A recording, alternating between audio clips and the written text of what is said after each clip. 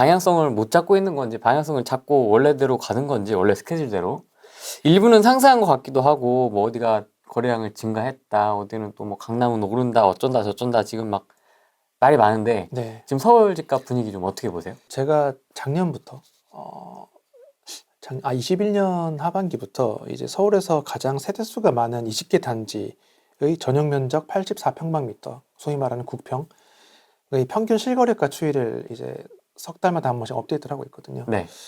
그걸 봤더니 이제 사실은 올해 2월부터 올해 제가 2월에 촬영을 했었는데 그 이후도 많이 상승을 했는데 네. 다만 좀 굉장히 차별화가 많이 심화된 상황이라고 볼 수 있을 것 같습니다. 그 20개 단지 가장 세대수가 많은 20개 단지 실거래가 추이를 보니까 동남권 단지들이 많이 올랐거든요. 동남권. 근데 서울 기준으로 하면 동남권이 많이 올랐는데 네. 동남권 외 단지는 덜 올랐거나 심지어 아직도 안 오른 곳도 있더라고요.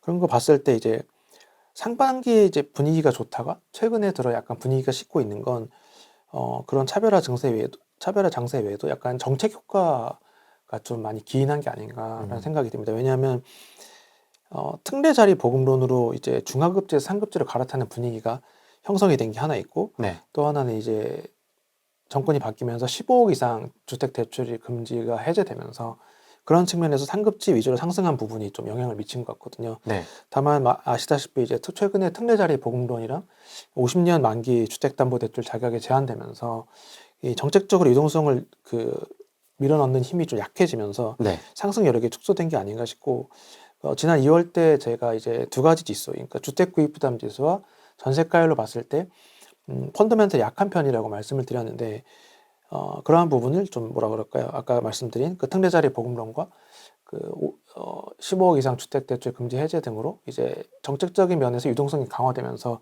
그런 부분을 뚫고 나간 부분이 있지만 최근 들어 상승 여력이 다시 약해진 건 역설적으로는 그 전까지 상승이 좀 정책 효과 때문이었음을 방증한다 이렇게 생각이 됩니다. 아, 그러면 이게 시장이 뭐 자연스럽게 살아났다기보다는 정책으로 이렇게 좀 그렇죠. 특례자의 보급론이나 뭐 그런 것 때문에 수십조, 30조 이상의 돈이 이제 시장이 풀렸기 때문에 그러한 힘들이 뭐 나중에 말씀드릴 기회도 있을 것 같지만 거래량 측면에서도 하급지에서 중급지, 상급지를 밀어내는 힘이 있었다고 보여지거든요. 그러한 부분이 영향을 미쳤던 것으로 좀 보고 있습니다. 그럼 만약에 뭐 만약이라는 건 없지만 네. 그 정책을 규제 완화, 대출과 관련돼서 규제 완화나 정책 자금과 관련된 정책 대출이 없었으면 계속 그냥 안 좋았던 분위기로 갔을까요? 사실 뭐 작년에 그 급락이 컸기 때문에 네. 그 23년이 그 급락이 이어지리라고는 좀 보기 어렵고 반등 심리가 있었겠지만 다만 이제 현재와 같은 상승세는 좀 정책 효과가 없었다면 좀 현재와 같은 수준의 상승 없었을 것이라고 생각하고 있습니다. 정책으로 인한 데드캣 바운스 이제 끝났고 아직 긴 침체장이다라고 하시는 분도 있고 네. 바닥은 찍었는데 1월 달에 바닥은 찍었는데 약보합으로 그냥 좀 이렇게 재미없게 조금 시장이 흘러갈 것이다 이렇게 좀 엇갈리는 반응들인데 어떻게 좀 보세요? 사실 2009년이랑 지금을 비교하면 좀 비슷한 면이 있거든요. 사실 2008년 9월에 이제 글로벌 금융위기를 맞고 이제 집값이 급락을 하다가 2008년 9월부터 2009년 2월까지 기준금리가 이제 크게 인하가 되었습니다. 그러니까 정부 입장에서는 이제 경착륙을 막은 거죠. 그렇게 유동성이 강화되고 위례 신도시 토지보상금 2009년에 풀리면서 2009년에 다시 반등을 했거든요. 약 1년 가까이 반등을 했습니다. 지금도 사실은 2022년에 좀 하락폭이 컸는데 방금 말씀드린 여러 가지 정책의 부양 효과로 다시 집값이 반등을 하고 현재로서는 뭐 1년 가까이 지금 상승하고 있는 셈인데 사실은 지금 다시 2009년에도 그 펀더멘탈 부담을 이긴 건 아니었거든요. 금리 인하와 토지보상금 지급으로 다시 살려놨던 게 다시 결국은 펀더멘탈 부담이 커서 다시 하락을 한 건데 그때 펀더멘탈 부담 중 하나가 전세가율이었습니다. 2009년 1월에 서울 기준으로 전세가율 40% 밑이었거든요. 결국은 그 부분이 해소가 안 됐기 때문에 유동성의 힘을 빌어서 다시 반등했지만 집값이 다시 하락을 한 건데 현재도 지금 전세가율이 51% 수준인데 51%. 네, 사실 높은 편은 아닙니다. 그러니까 본격적인 반등을 이끌기에는 전세가율이 높은 편이 아니거든요. 그런 측면에 있기 때문에 올해도 이제 정책 효과로 반등을 했지만 이 정책 효과가 현재 사라지고 있기 때문에 그 부분에 있어서 상승을 지속하기에는 한계가 있다고 보여지고 좀 전세가율이 어느 정도 올라가주지 않으면 대세 상승으로 이어지는 부분은 좀 어렵지 않나 이렇게 생각을 하고 있습니다. 그럼 24년 서울 집값 어떻게 될 거라고 보십니까? 녹화기 기준으로 오늘 글을 올린 글에도 있는데 예. 뭐냐면 사실은 전세가 제가 좀 전망을 잘못한 부분이 하나 고백을 하자면 올해 전세가가 좀 하락을 할 거라고 봤던 거거든요. 왜냐하면 한국부동산원과 부동산 R114가 반기마다 공동으로 분석해서 입주 물량을 발표를 합니다. 그때 2023년에 아파트 입주 물량을 수도권 기준으로 23만 호가 입주한다고 했었거든요. 근데 실제 국토교통부에서 발표하는 매달 입주 물량을 보니까 올해 9월까지 입주 물량이 10만 3천 호밖에 안 됐거든요. 그러니까 이 비율대로 입주한다, 남은 기간도 이 비율대로 입주한다 치면은 올해 수도권 입주 물량이 약 14만 호가 안 되는 수준. 즉 아까 말씀드린 한국부동산원과 부동산 R114가 예상한 입주 물량 대비 60% 수준밖에 입주를 못하는 겁니다. 그러니까 입주 물량이 대폭 준 거죠. 네. 그러니까 그런데 사실은 착공 물량은 21년까지 꾸준히 늘었거든요. 2018년 18만 호, 2019년, 20년 각각 22만 호, 21년엔 23만 6천 호 계속 입주 물량이 착공 물량이 늘었기 때문에 올해 입주 물량이 크게 줄었다는 건 결국은 착공이 됐지만 입주가 지연되는 겁니다. 그렇게 따지면 사실은 많은 분들이 24년에 서울에 특히 한 기관에서도 서울의 입주 물량이 내년에 10,000호도 안 되기 때문에 집계일에 역대 최저 입주 물량이기 때문에 전세값이 폭등할 것이다 라는 전망을 많이 내놓고 있는데 네. 사실은 지금 말씀드린 것처럼 착공은 굉장히 많이 했는데 올해 입주 물량이 줄어들었다는 건 내년으로 이월된 물량도 꽤 있다는 얘기가 되는 거거든요. 그렇게 사실 보면은 일각에서 많이 얘기하시는 대로 내년에 입주 물량이 서울이 적기 때문에 전세가가 폭등할 것이다라고 하기에는 사실은 입주 물량이 2월되기 때문에 의외로 전세가가 폭등하지는 않지 않을까 저는 이렇게 예상을 합니다. 2월 된 부분. 네, 다만 그 이유가 문제인데 사실은 이제 21년에 아까 말씀드린 것처럼 수도권 착공 물량이 아파트 기준으로 23만 6천 호인데 작년에 22년에 14만 호로 많이 줄었고 2023년은 9월까지 4만 7천 호만 착공이 됐습니다. 완전히 밤에 폭삭 주저앉은 거거든요. 그러네요. 네. 따라서 결국은 수도권 입주 물량 감소가 24, 25, 26으로 갈수록 줄어드는 건 명약관한이라고 보여지기 때문에 그렇다면 제가 아까 방금 말씀드린 것처럼 전세가율의 상승도 굉장히 가능성이 높아지는 상황이기 때문에 시간이 흐를수록 24, 25, 26년으로 갈수록 이 전세가율이 전세가율이 올라가면서 매매가를 밀어올리는 상황이 좀 초래되지 않을까 이렇게 예상이 됩니다. 이 지금 전세가가 51% 서울 기준으로 네. 말씀하셨는데 그럼 네. 이게 대략 어느 정도까지 데이터를 이제 이미 다 보셨을 테니까 네. 대략 어느 정도까지로 좀 올라갈 거라고 보세요? 사실 이 전세가율이 중요한 이유가 2008년, 2009년에 서울 및 수도권 부동산이 고점을 찍고 내려가기 시작하면서 전세가율은 계속 올랐거든요. 사실은 많은 분들이 착각하시는 게 2009년부터 13년까지 입주 물량이 많아서 떨어졌다고 생각을 많이 하시는데 사실은 2009년부터 13년까지 수도권 입주 물량은 굉장히 적었습니다. 굉장히 적었는데 2009년부터 2013년까지 수도권 입주 물량은 굉장히 적거든요. 사실 2005년부터 23년까지 기간 중에 2009년부터 13년까지 입주 물량이 가장 오히려 적었다고 볼 수 있습니다. 그럼에도 불구하고 떨어진 건 결국은 그동안 너무 많이 올랐기 때문에 펀더멘탈 대비 너무 많이 올랐기 때문이라고 할 수 있는데 이렇게 대신에 이렇게 입주 물량이 줄어들면서 전세가율이 많이 올랐거든요.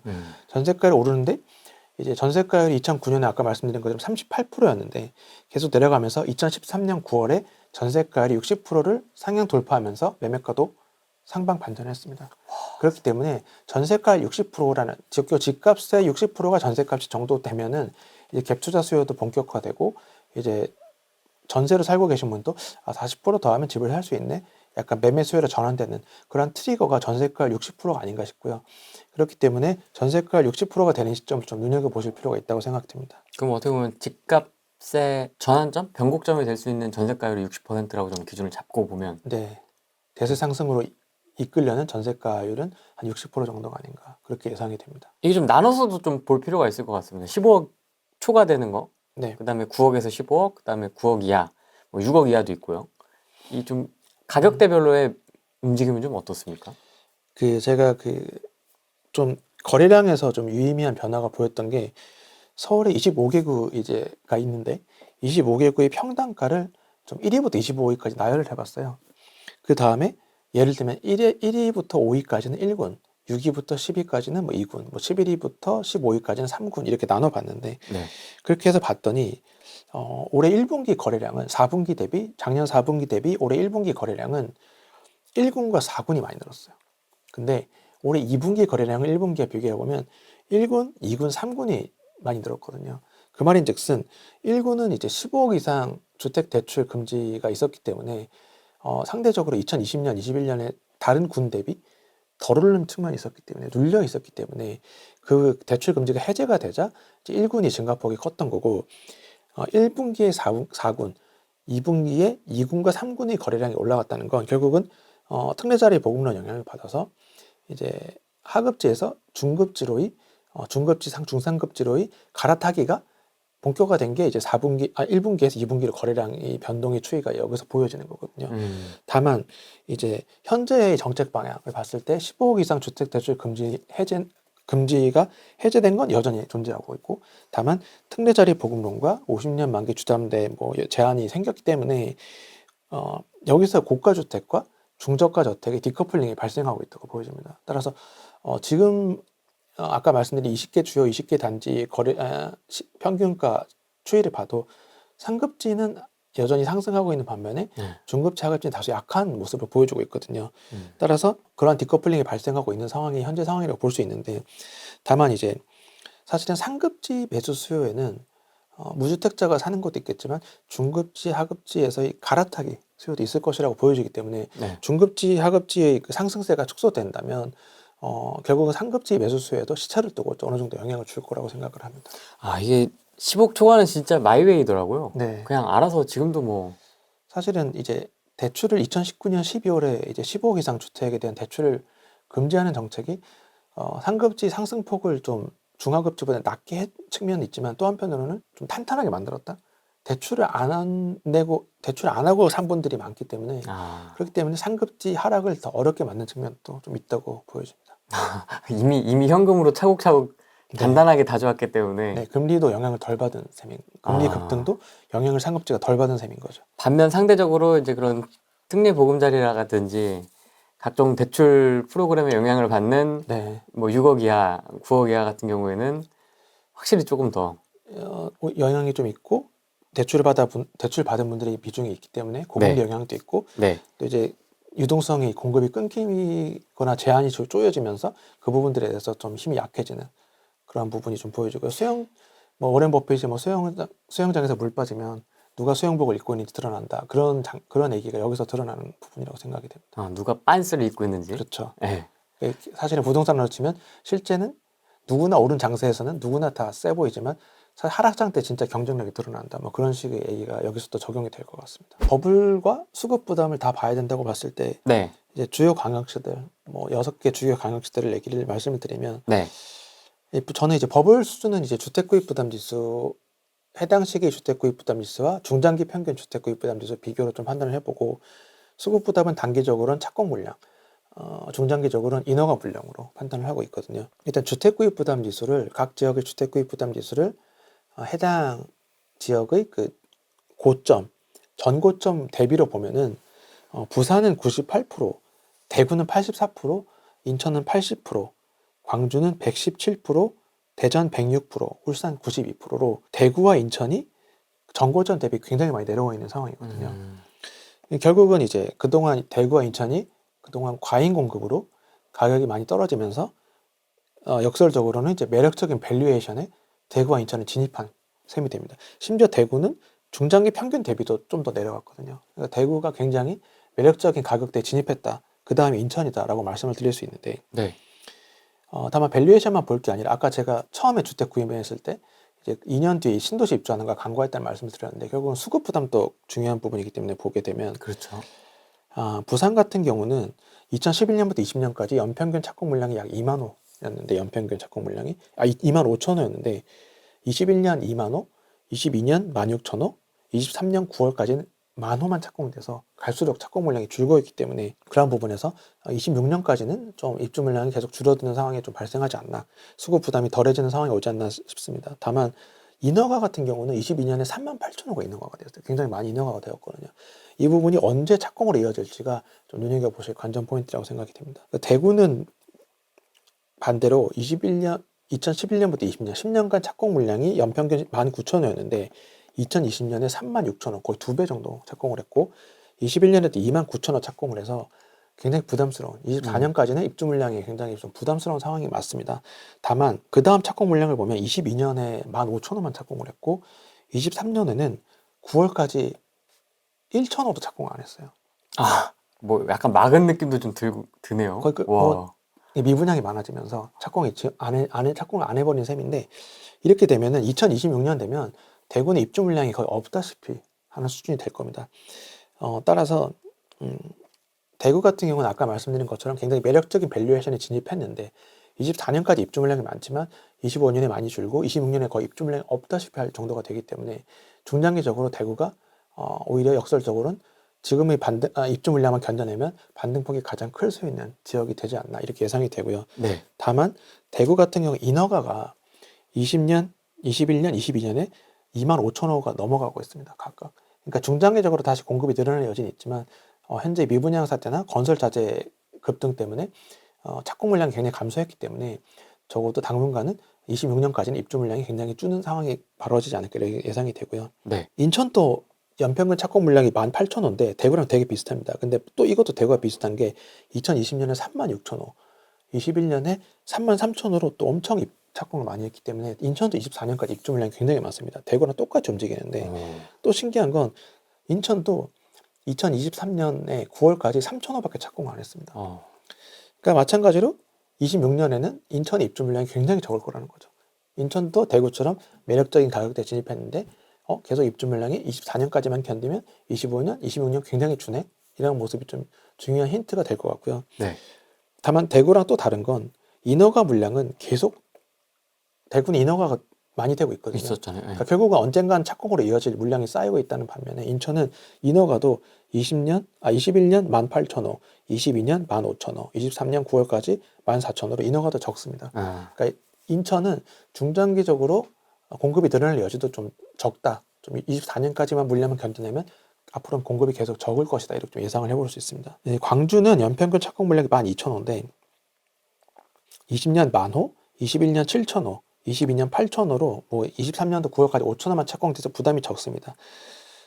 인허가도 20년 9,000호, 21년 4,000호, 22년 9,000호로 인천처럼 공급 부족이 장기화가 예고되고 있습니다. 다만 아까 주택 구입 부담 지수 각 지역의 주택 구입 부담 지수를 전고점과 비교해 보면 광주가 117%로 전고점 대비 초과폭이 제일 크거든요. 그러니까 집값의 고평가가 광주가 제일 많이 돼 있기 때문에 굉장히 상당 기간 공급 부족이 장기화가 예고가 되어 있지만 이러한 집값이 고평가되어 있기 때문에 다른 광역시 대비 그러한 부분이 좀 어느 정도 해소가 되어야 이제 공급 부족의 힘을 발휘할 수 있을 것으로 좀 보여지고요. 네. 대전은 연평균 착공 물량이 8,000호인데 21년에 2만호로 착공을 했습니다. 뭐야? 이게 굉장히 좀 부담스럽거든요.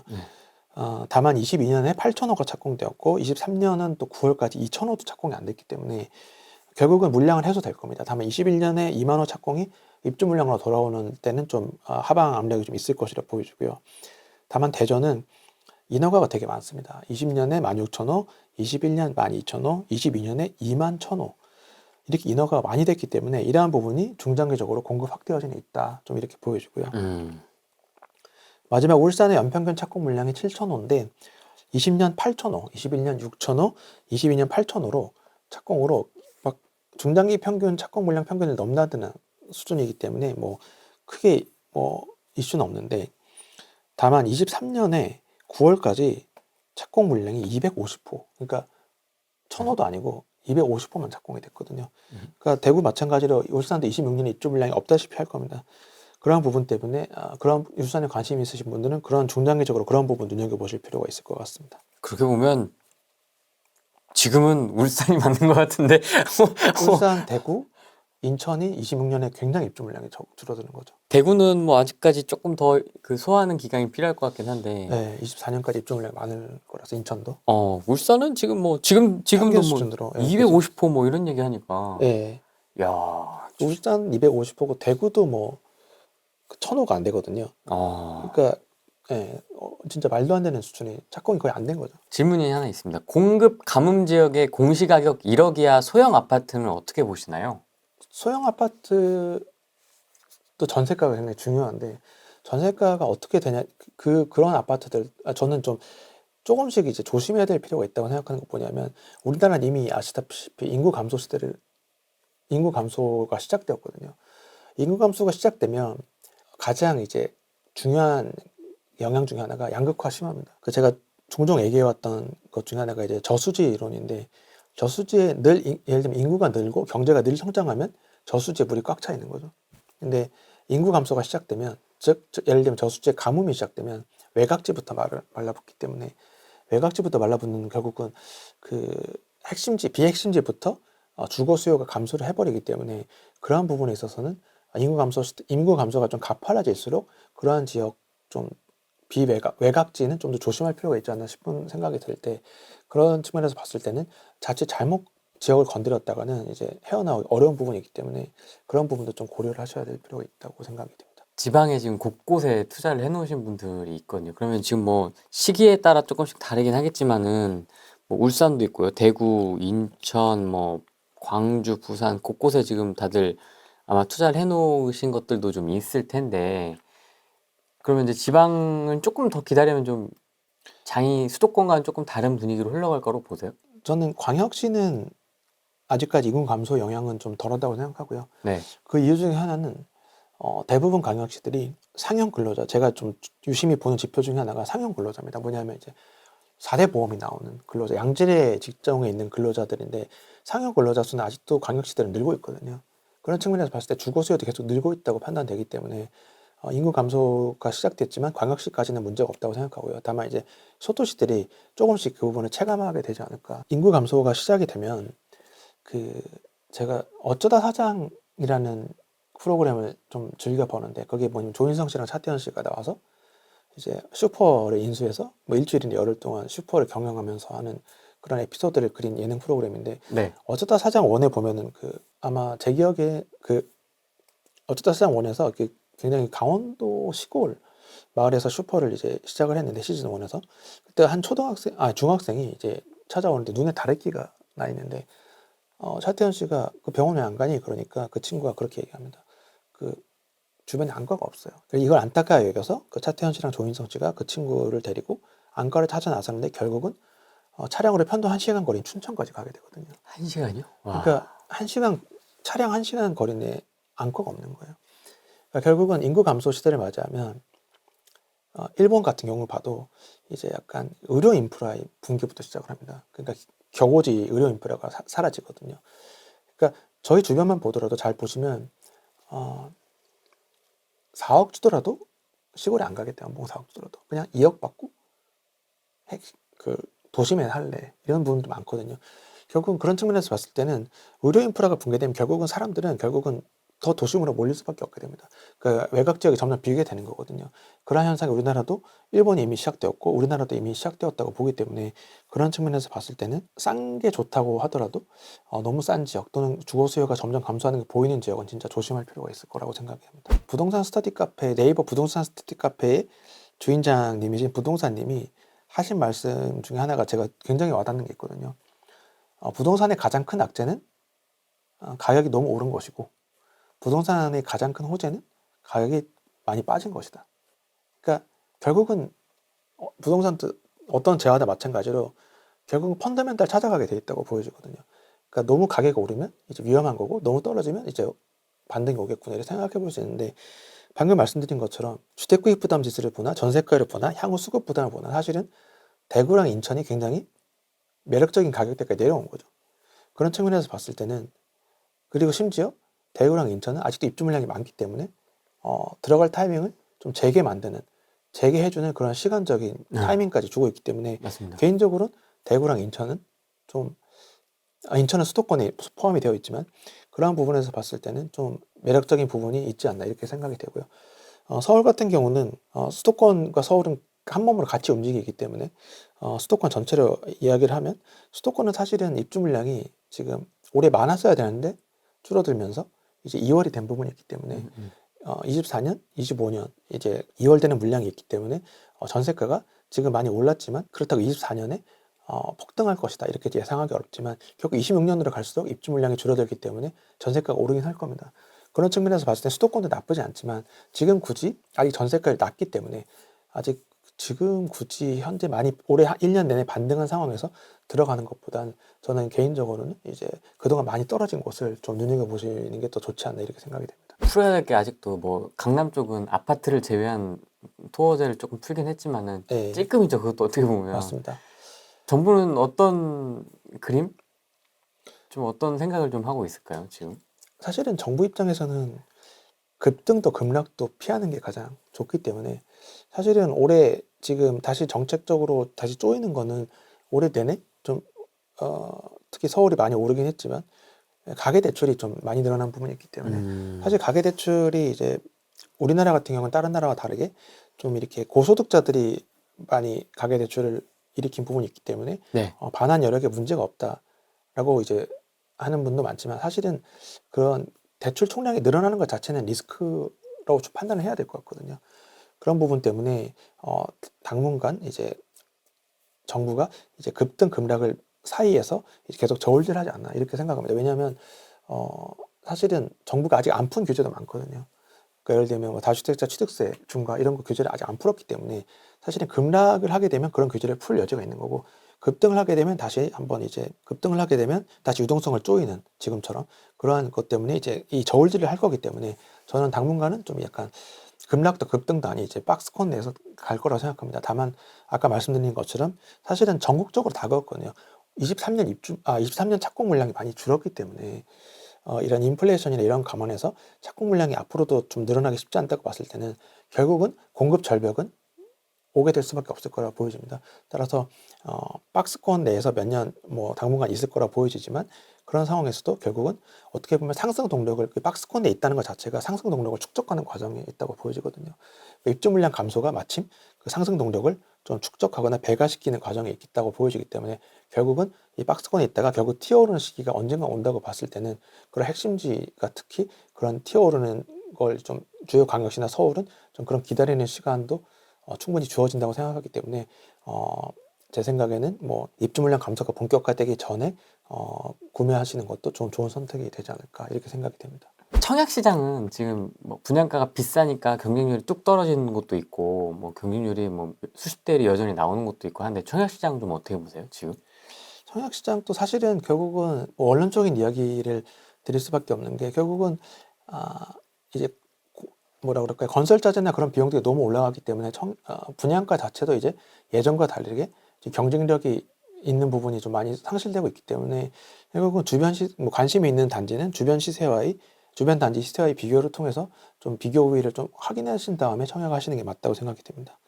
그럼 뭐 청약 이야기가 나왔으니까 무주택자분들 내 집 마련 언제 해야 됩니까? 고금리 상태는 당분간은 유지될 걸로 보여지고요. 많은 분들이 이제 미국 금리가 이제 고점을 찍었다, 이제 못 올릴 것이다, 내년 뭐 2분기부터 떨어질 이런 여러 가지 전망을 내놓지만 이미 미국 금리가 우리나라 금리보다 높은 상태이기 때문에 미국 금리가 어느 정도 인하되기 전까지는 우리나라 금리를 내리긴 좀 어려울 것으로 보여지고요. 따라서 그런 측면에서 봤을 때 고금리 상태가 좀 당분간 유지된다고 봤을 때는 여전히 영끌을 뭐 지나친 자기 능력을 초과하는 범위의 대출은 좀 지양할 필요가 있다 좀 보여지고요. 제가 옛날에 집을 처음 사게 됐을 때를 돌이켜 보면 네.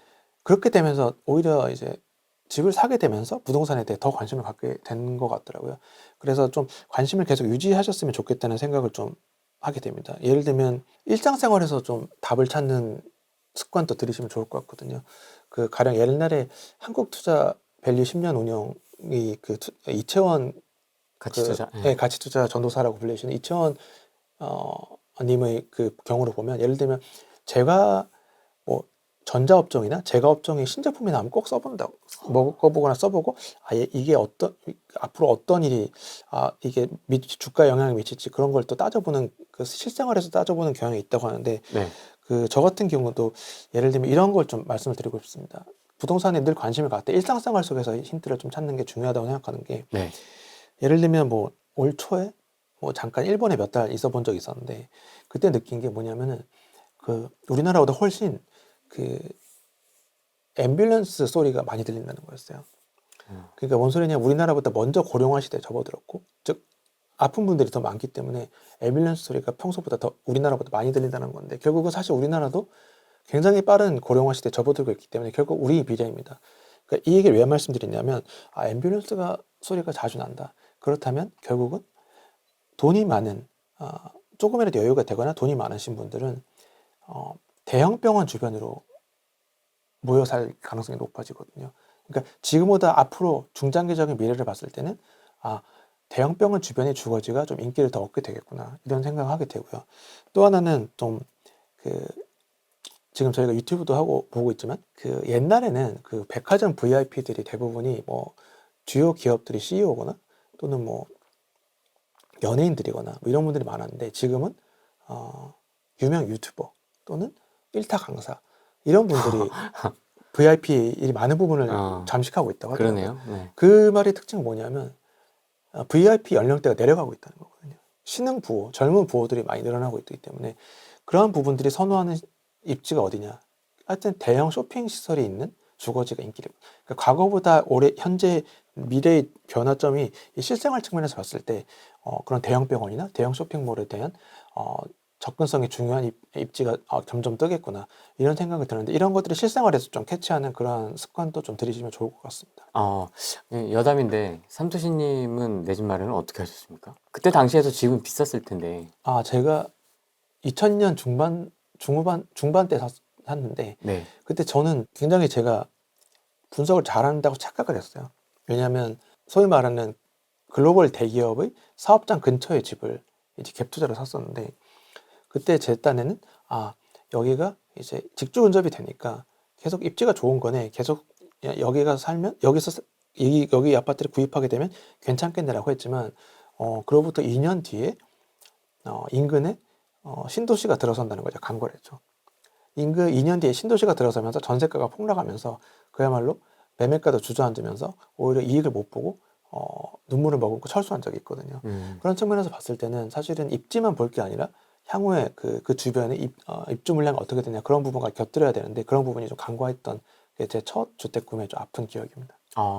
그럼 그 이후에는 그 실수를 좀 반성하면서 이렇게 발전하신 건가요? 뭐 운 좋게 사실은 수도권 부동산의 그 중장기 바닥이 2013년 하반기였거든요. 네. 근데 저는 2014년 하반기에 이제 다시 주택을 구매하면서 그런 부분에서는 좀 좋은 결과가 있었지 않나 생각합니다. 무주택자분들은 아까 이제 말씀해 주셨고, 갈아타기 하시는 분들도 있을 거 아닙니까? 네. 1주택자분들? 어떻게 해야 될까요? 사실 제가 부동산의 데이터나 또는 공부에 뛰어들면서 가장 이제 반박하고 싶었던 논제가 두 가지가 있는데, 하나는 네. 부동산은 아무 때나 사도 된다. 실거주라면 아무 때나 사도 된다. 근데 사실은 어떤 재화도 아무 때나 사도 되는 재화는 없다고 생각하거든요. 사실은 가급적 싸게 사야지. 물론 부동산이 떨어졌을 때 올 때가 많기 때문에 그런 측면에서 봤을 땐 리스크 테이킹 차원에서는 사는 게 좋다고 하지만, 사실은 극단적인 경우에는 예를 들면 2009년에 산 분들은, 수도권에서 2009년에 집을 산 분들은 2016년에 원점을 회복했습니다. 그런 걸 봤을 때는 그 7년의 인고의 시간이 있었거든요. 네. 따라서 언제라도 사러 된다기보단 사면 위험한 때는 분명히 존재한다고 생각하고, 두 번째는 상급지 갈아타기는 언제라도 해도 된다. 이것도 사실은 제가 반박하고 싶었던 거 뭐냐면, 과거 1986년부터 지금까지의 서울이 이제 중장기 하락장이 두 번 있었습니다. 수도권이 91년부터 95년 있었고 2009년부터 13년, 이 두 차례 중장기 하락장 때는 보면 상급지가 더 많이 떨어졌거든요. 그러니까 상급지가 하락장 때 더 많이 떨어졌기 때문에 사실은 하락장을 맞이한 상급지 말기나 또는 하락장 초기 때는 네. 상급지는 사면 안 되는 거죠. 더 떨어지니까.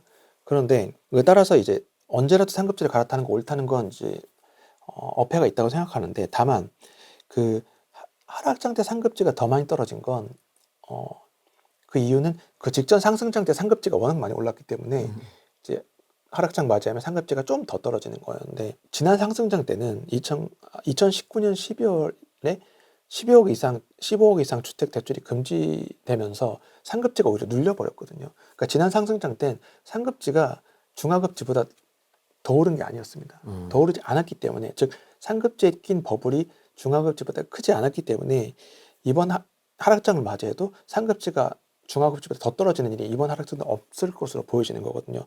그런 거 봤을 때는 이번 장에서는 상급지를 갈아타기는 좀 문제가 되지 않는다고 생각합니다. 다만 아까 말씀드린 것처럼 고금리가 당분간 유지될 것이기 때문에 너무 무리하게 앞으로 금리가 떨어질 거야라는 거 염두에 두고 무리하게 연끌하는 건 좀 지양할 필요가 있지 않나 이 정도로 생각이 됩니다. 생각보다 우리나라 실제 금리는 좀 늦게 떨어질 가능성이 있다고 네. 보시는군요. 확실히 네. 미국 지금 하는 거 보고 해야 되니까. 그렇죠. 지금도 미국보다 금리가 2% 정도 차이가 높기 좀 나죠. 때문에 그렇기 때문에 미국이 그 정도까지 내려오기 전까지는 금리를 좀 내리기 어렵지 않을까 이렇게 생각을 해봅니다. 그러네요. 미국 내린다고 우리나라 바로 내리진 않을 것 같긴 한데 맞습니다. 삼초시님도 어쨌든 실거주자의 입장이기도 하고 네. 어떻게 보면 또 투자자의 입장이기도 하지 않습니까? 네. 뭐 오랫동안 투자를 해오시면서 이 대한민국에서 부동산 투자자로 살아가면서 부동산에 대한 생각을 이렇게 좀 계속 차곡차곡 변화하면서 정리를 해오셨을 것 같은데 그게 부동산이 사실은 이제 한자로 보면 이제 안이불, 움직일동,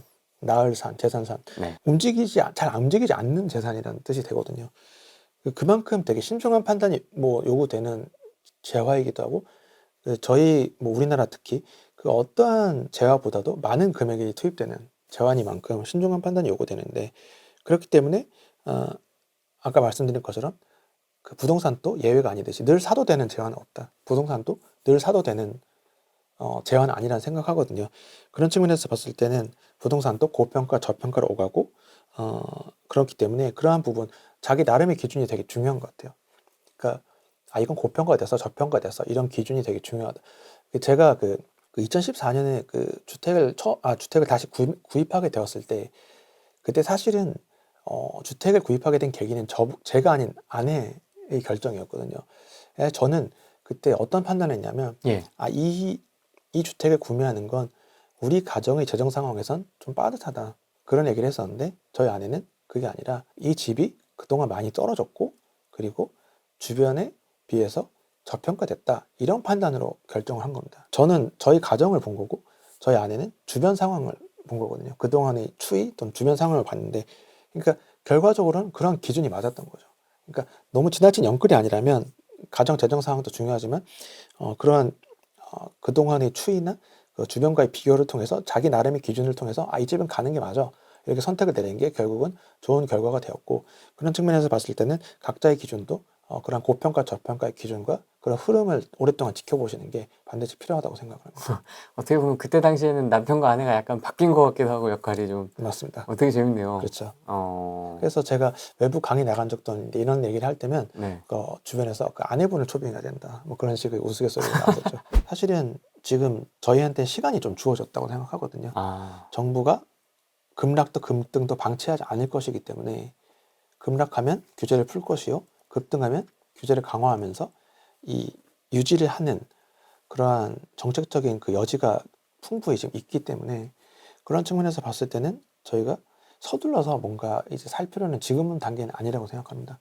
아까 말씀드린 대구나 인천도 아직 입주 물량이 많거든요. 24년까지. 그런 측면에서 봤을 때 해당 지역에 관심 있는 분들도 좀 더 지켜보셔도 될 여유가 있다고 생각하고 서울에 관심 있는 분들도 지금 사실은 제가 실거래가 추이를 계속 보고 있는데 상승이 어느 정도 멈춘 상태로 좀 보여지거든요. 그런 상황이 당분간 유지될 것이라 보여지기 때문에 지금 무리해서 살 단계는 지금 시기는 아니라고 보여지고 좀 더 지켜보시고 이 박스권 내에서 움직이더라도 좀 이제 가격대가 하락하는 걸 좀 보시고 들어가셔도 좀 늦지 않다고 생각이 됩니다. 지금 단계에서는 상승 여력은 지금 많이 제한된 상태라고 좀 판단이 됩니다. 상단은 조금 어느 정도 좀 닫혀 있는 네네. 상황이다. 사실 그 다주택자분들 입장에서는 그 매매가 하락보다 전세가 하락이 더 뼈아픈 거든요. 네. 돌려줘야 될 돈이 더 많다는 게 더 뼈아픈 부분인데 그런 측면에서 봤을 때 특히 다주택자분들이 2022년에 좀 많이 힘들었을 것 같은데 올해 같은 경우는 전세가가 많이 오른 측면이 있기 때문에 큰 고비를 넘긴 분들이 많을 것 같습니다. 다만 이제 그 입주 물량 자체도 갈수록 이 대구 인천을 제외하고는 입주 물량도 계속 줄어들 것이기 때문에 전세가도 광역시급 이상에서는 좀 오를 가능성이 높다고 보여진다면 아까 처음 말씀드린 것처럼 이제 전세가 하락이 뼈아프지만 전세가 측면에서는 큰 고비를 넘긴 게 아닌가 좀 보여지고요. 다만 이제 핵심지가 아닌 비핵심지에 좀 많이 갖고 계신 분들이라면 그 인구 감소 시대를 좀 가볍게 보면 안 되는 게 학생 수가 특히 초등학생 수가 제가 알기론 지금 2014년인가 대비해서 거의 반토막이 난 걸로 알고 있고 지금 출산율이 지금 0.7명이라고 알고 있는데 이 추세가 계속되면 30년마다 인구가 3분의 1 토막이 나는 겁니다. 그러니까 초등학생 수가 지금 1학년부터 급감을 하거든요. 1학년부터 급감하면 6년 뒤엔 중학생 수가 급감하고 그 3년 뒤면 고등학생 수가 급감합니다. 그럼 어떤 일이 벌어지냐면 네. 거기에 연관된 산업이 아, 이제 무너지기 시작하는 거예요. 그럼 약간 그런 연쇄 효과가 있기 때문에 사실 지금 저희는 인구 감소를 사실은 덜 체감하고 있는 겁니다. 맞습니다. 근데 초등학교 학생 올해 1학년부터 급감을 하게 되면 학교가 줄고 거기에 필요한 여러 가지가 줄고 6년 뒤엔 중학교가 줄고 이런 상황이 계속되기 때문에 그러한 효과가 계속된다고 보여진다면 앞으로 또 이 가속화된다고 보여진다면 사실은 이제는 좀 핵심지가 많이 동떨어진 지역들은 몸집을 줄일 필요가 점점 생기지 않나 이렇게 좀 생각을 합니다. 그럼 그게 어떤 인구 50만 이하라든지 뭐 100만 이하라든지 이런 기준이 있으세요? 그런 것까지는 없는데 사실은 이제 이게 서서히 스며들면 약간 그런 거죠. 그 우리 학창 시절에 개구리가 이제 뜨거운 물에 있는데 물이 끓어도 나중에 못 느끼고 익듯이 네. 사실은 그건 아직 체감은 못하지만 점차 자기도 모르게 점차 체감이 심해지는 상황이 결국 올 거라고 생각되거든요. 좀 심한 얘기로 2050년 되면 90세가 30세보다 많아진다고 합니다. 그러니까 지금부터 24년 뒤거든요. 네. 그러니까 그러한 부분이 좀 더 가속화되기 때문에 지금 그러한 부분은 지금은 못 느끼시더라도 그러한 부분이 심화된다고 가정한다면 조금씩 그러한 지역들에 대한 몸집은 좀 줄여나가실 필요가 있지 않나 생각이 듭니다. 사실은 제가 몇 달 전에 좀 지방 소도시의 부서 상사분 이제 모친상을 다녀온 적이 있는데 소위 예. 말하는 지방 소도시였는데 약 인구 30만 정도 되는 소도시였는데 제가 보통은 역세권 역하면 역 주변에 제일 이제 해당 역 주변이 제일 번화가 와야 되잖아요. 맞습니다. 근데 그 도시는 제가 저녁에 도착했는데 서서 딱 주변을 돌아보니까 깜깜해요? 아니요. 제일 환하게 네온 사인이 밝혀진 데가 요양병원들이었어요. 그러니까 네, 그 지역에 고령자분들이 계신 요양병원. 그러니까 사실은 다른 일자리나 다른 산업이 안 들어오고 요양병원들이 그 자리를 메우고 있다는 거죠. 그걸 보면서도 약간 비핵심지 소멸이 조금씩 진행되고 있구나를 느낄 수 있었습니다. 따라서 그런 측면에서 봤을 때는 그 주변 지역, 특히 일자리가 늘지 않는 지역들은 조금 조심하실 필요가 있지 않나 생각을 합니다. 삼토시님은 국민학교 다니셨죠? 그렇습니다. 맞습니다. 그때는 한 반이 몇 명이었습니까? 저희 때 한 70명 정도 됐던 것 같아요. 아 진짜요? 네, 한 반에요? 한 반에 그 정도 됐죠. 이제 여기서부터 이제 세대 차이가 느껴지. 저는 42명, 정도? 44명 이 정도였거든요, 한 반에. 네, 지금 한 20명 정도 되죠. 와. 그리고 그게 더 줄어드니까. 사실은 지금 또 하나의 이 직종의 인기도도 사실은 저희 때는 초등학교 교사직이 인기가 굉장히 높았기 때문에 교대의 커트라인도 굉장히 높았습니다. 근데 맞습니다. 지금 제가 뭐 대학교 커트라인을 뭐 입시표로 보고 있진 않지만 제가 알기로는 저희 때보다는 초등학교 교사직에 대한 인기가 많이 떨어진 걸로 알고 있거든요. 그런 부분도 이미 인구 감소에 따라서 점차 이제 여러 가지 선호도, 직종의 변화도 좀 추이가 좀 시작되고 있다. 이렇게 좀 판단을 하고 있습니다. 그러면 오늘 이제 인터뷰한 내용을 좀 간단하게 한 줄로 좀 요약을 해보겠습니다. 자, 서울 집값 내년 어떻게 된다? 내년에는 저는 약보합으로 봅니다. 약보합. 전세가가 급등으로 밀어 올릴 거라는 분들은 많지만 올해부터 내년으로 2월 되는 입주 물량이 있기 때문에 전세가 급등은 쉽지 않다 이렇게 예상합니다. 전세가가 내년에 올라도 급등 어렵기 때문에 내년에 이 강한 상승을 끌어내는 힘은 좀 부족하다. 동력은 부족하다라고 생각을 합니다. 그다음에 지방의 주요 도시는 순차적으로 좋아질 특히 수도권보다 지방이 더 23년 착공이 더 줄거든요. 왜냐하면 건설사의 채산성이 안 맞기 때문에 23년에 착공이 더 주는 게 지방일수록 더 줄어드는 게 지방엔 오히려 찬스가 될 수 있다. 그래서 특히 대구, 인천, 울산은 26년 입주 물량이 거의 없다시피 하기 때문에 그쪽 부분에 관심 있는 분들은 거기에 착안을 하시는 게 좋을 것 같습니다. 결국에는 이제 그 지역만 남을 겁니다. 기억에. 네.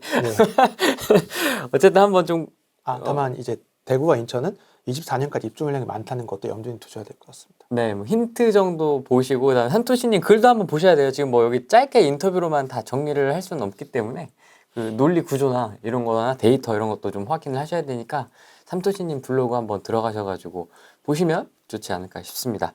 자, 그럼 오늘은 여기까지 네. 하도록 하겠습니다. 고맙습니다.